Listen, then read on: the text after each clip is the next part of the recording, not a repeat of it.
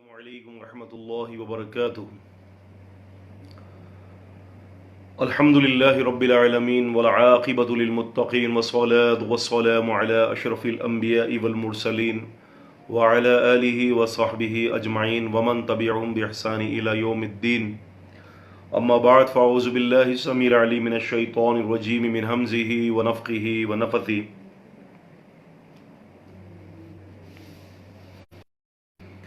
ألم تر إلى الذين خرجوا من ديارهم وهم ألوف حذر الموت فقال لهم الله موتوا ثم أحياهم إن الله لذو فضل على الناس ولكن أكثر الناس لا يشكرون وقاتلوا في سبيل الله واعلموا أن الله سميع عليم من ذا الذي يقرض الله قرضا حسنا فيضاعفه له أضعافا كثيرا واللہ یقبض ویبسط وإلیہ ترجعون۔ ألم تر إلى الملأ من بني إسرائيل من بعد موسى إذ قالوا لنبي لهم ابعث لنا ملكا نقاتل في سبيل الله قال هل عسيتم إن كتب عليكم القتال ألا تقاتلوا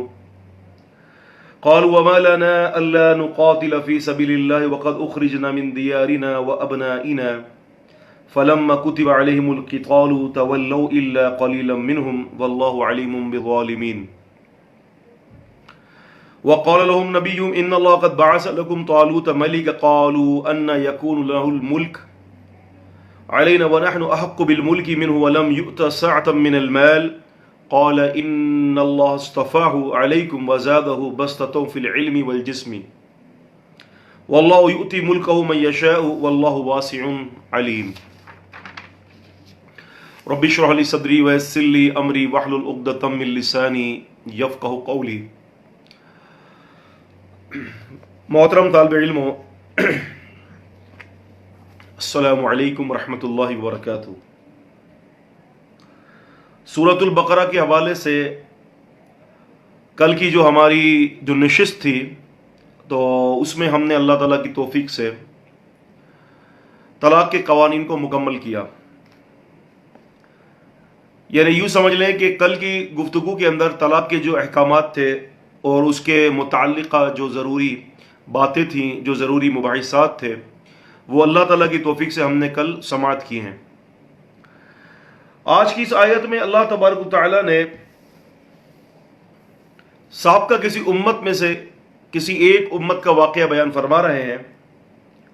اور فرمایا کہ الم تر الی الذین خرجوا من دیارہم، الم تر، اے نبی کیا آپ نے نہیں دیکھا، الی الذین، ان لوگوں کی طرف، خرجوا من دیارہم، جو اپنے گھروں سے نکلے، وہم الوف حذر الموت، اور وہ ہزاروں کی تعداد میں تھے اور موت سے ڈر رہے تھے۔ یعنی یہ لوگ دشمن کے حملے کے وقت سے ڈر رہے تھے، جہاد سے ڈر رہے تھے، شہر چھوڑ کر بھاگنے سے ڈر رہے تھے۔ اللہ تعالیٰ نے فرمایا کہ فقال لهم اللہ موتوا، تو اللہ تعالیٰ نے حکم دیا کہ مر جاؤ، ثم احیاهم، پھر اللہ نے ان کو دوبارہ اٹھا دیا۔ یعنی یہ جہاد سے ڈر رہے تھے اور دشمنوں کے ساتھ مل بھیڑ سے ڈر رہے تھے کہ ہم جو ہے کہیں ایسا نہ ہو کہ دشمن کے ساتھ جو ہے لڑائی ہو جائے، قتل و غارت ہو، تو اللہ تبارک و تعالیٰ نے ایسا ہی ان کو موت دے دی۔ اب یہ قوم کون سے نبی کی تھی اور اس قوم کا نبی کون سا تھا، یا کچھ ذکر نہیں ہے، کتاب اور سنت جو ہے اس حوالے سے جو ہے وہ خاموش ہے۔ لیکن یہاں پر چند باتیں سننی اور چند باتوں کو سمجھنا ضروری ہے۔ نبی پاک صلی اللہ علیہ وسلم کی پیدائش سے پہلے کا یہ واقعہ ہے، اور لیکن نبی علیہ السلام کو کہا جا رہا ہے الم ترا، کیا تو نے نہیں دیکھا، الم کیا نہیں، ترا، اے نبی تو نے دیکھا، یعنی اے نبی کیا آپ نے نہیں دیکھا ان لوگوں کو جو ہزاروں کی تعداد میں اپنے گھروں سے نکلے۔ اب سوال یہاں پر یہ پیدا ہو رہا ہے کہ جب نبی علیہ الصلوۃ والسلام کی پیدائش سے پہلے کا یہ واقعہ ہے، جیسے کہ آپ نے سورہ فیل بھی پڑھا ہوگا، الم تر کیف فعل ربک باصحاب الفیل، کہ نبی علیہ السلام کی پیدائش سے تقریباً کو 40 یا 50 دن پہلے کا وہ واقعہ تھا، اور اللہ نے فرمایا کہ نبی کیا آپ نے نہیں دیکھا۔ تو اب مسئلہ یہ آ رہا ہے کہ کیا رسول اللہ صلی اللہ علیہ وسلم اپنی پیدائش سے پہلے بھی کیا دنیا کے اندر موجود تھے؟ جیسے کہ بہت سارے جو معترضین ہیں اور جو اس عقیدے کو رکھنے والے کہ نبی علیہ السلام اپنی پیدائش سے قبل بھی جو ہے وہ دنیا کے اندر تھے، اور بلکہ یہاں تک کہا جاتا ہے کہ نبی صلی اللہ علیہ وسلم کے لیے ہی ساری یہ دنیا بنائی گئی ہے۔ تو اس قسم کی باتیں جو کر رہے ہیں جو حضرات، تو وہ یہ دلیلیں دیتے ہیں آپ کو کہ دیکھیں اللہ تعالیٰ نے قرآن کریم میں کہا الم ترى، کیا نہیں تو نے دیکھا؟ تو لازمی سی بات ہے کہ نبی نے دیکھا ہوگا تبھی تو کہا جا رہا ہے نا۔ تو اس قاعدے کو جو ہے تھوڑا سمجھ لیں کہ لفظ ترا، الم ترا، کیا اے نبی تو نے نہیں دیکھا؟ امام مجاہد رحمۃ اللہ علیہ اس کی تفسیر فرماتے ہیں کہ یہاں سے الم ترا سے مطلب ہے الم تعلم، کہ آپ کو معلوم نہیں ہے۔ الم ترا جہاں بھی قرآن مجید میں آئے گا تو زیادہ تر اگر نبی علیہ الصلوۃ والسلام کے لیے آئے گا اور پچھلی امتوں کی بات ہو رہی ہے، یا نبی علیہ الصلوۃ والسلام کی پیدائش قبل کی بات ہو رہی ہے، یا جب آپ وہاں موجود نہیں تھے تو وہاں کی بات ہو رہی ہے، تو الم ترا معنی یہاں پر جو ہے وہ آنکھوں کے دیکھنے کے حوالے سے نہیں بات ہوگی، بلکہ امام مجاہد رحمۃ اللہ علیہ فرماتے ہیں کہ الم ترا سے مراد یہاں الم تعلم ہے کہ نبی سم کہ آپ جانتے نہیں۔ اب یہاں پر میں ایک چھوٹی سی قرآن مجید سے ایک اور آیت سے جو ہے دلیل دوں گا، وہ یہ ہے کہ جب ابراہیم علیہ السلام نے خواب دیکھا تھا،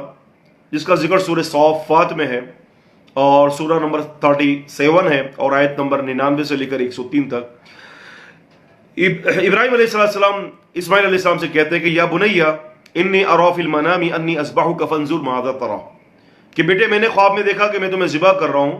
فانظر ماذا ترى، تو اب مجھے بتاؤ کہ تم نے کیا دیکھا۔ اگر وہی ترجمہ لے جو یہ حضرات لیتے ہیں، فانظر پس تو بتا، ماذا ترى کیا تو نے دیکھا، جبکہ دیکھنے والی جو ذات تھی وہ ابراہیم علیہ السلام کی تھی، اسماعیل علیہ السلام کی نہیں تھی۔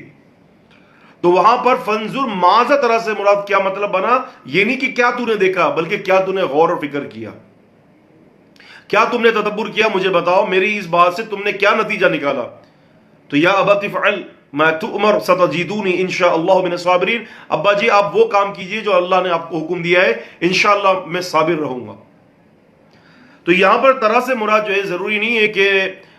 بندہ جو ہے وہ اپنی آنکھوں کے ساتھ دیکھنے میں اور وہ حاضر و ناظر ہو، ایسا کچھ بھی نہیں ہے، بلکہ طرح سے مراد جو ہے یہاں پر عزیزان گرامی، یہاں سے مراد جو ہے جاننا ہے کہ کیا نبی آپ نے نہیں جانا۔ تو یہاں پر فرمایا کہ کیا اے نبی آپ نے نہیں جانا، آپ نے نہیں دیکھا سے مراد کہ آپ نے نہیں جانا ان لوگوں کو کہ جو نکلے اپنے گھروں سے ہزاروں کی تعداد میں تھے اور موت کے ڈر سے نکلے تھے۔ فقال لهم اللہ موتوا، تو بس کہا واسطے ان کے نبی نے مر جاؤ، ثم احیاهم، پھر اللہ تبارک و تعالیٰ نے ان کو زندہ کر دیا۔ ان اللہ لذو فضل علی الناس، اللہ تعالیٰ فرمانے کہ یہ میرا فضل ہے، بے شک اللہ تعالیٰ لوگوں پر بڑے فضل کرنے والے ہیں، کہ اللہ تبارک و تعالیٰ نے ان کو مہلت دے دی، دوبارہ جو ہے وہ ان کو زندہ کر دیا، یہ ایک مہلت دے دی، اور فرمایا کہ وَلَكِنَّ أَكْثَرَ النَّاسِ لَا يَشْكُرُونَ، لیکن اکثریت لوگوں کی اللہ تعالیٰ کی شکر نہیں بجا لاتی۔ اب یہاں پر ایک اور ذکر فرمایا کہ دیکھو وَقَاتِلُوا فِي سَبِيلِ اللَّهِ، اللہ کے راستے میں قتال کرو، اور وَاعْلَمُوا، اور جان رکھو اس بات کو کہ ان اللہ سمیع علیم، اللہ تعالیٰ خوب سننے والا ہے اور خوب جاننے والا ہے۔ اللہ تعالیٰ تمہاری سرگوشی کو بھی سنتا ہے، اللہ تبارک و تعالیٰ جانتا ہے کہ تم کس نیت سے کون سا عمل کرتے ہو، یہ سب کچھ اللہ تبارک و تعالیٰ جانتے ہیں۔ مَنْ ذَا الَّذِي يُقْرِضُ اللَّهَ قَرْضًا حَسَنًا، مَنْ ذَا الَّذِي، کون ہے جو دے، یقرض اللہ، قرض اللہ کو، قرضًا حسنًا، اچھا قرض۔ اچھا قرض سے مراد قرض حسنہ سے مراد کیا ہے؟ قرض حسنہ سے مراد یہ ہے عزیزوں کہ صرف خالص ہوتے ہوئے اللہ کی رضا کے لیے، کوئی شخص دکھاوا نہ کرے، ریاکاری نہ کرے، بلکہ خالص اللہ تبارک و تعالیٰ کی رضا کے لیے وہ قرض دے، یعنی اللہ کے راستے میں مال کو خرچ کرے۔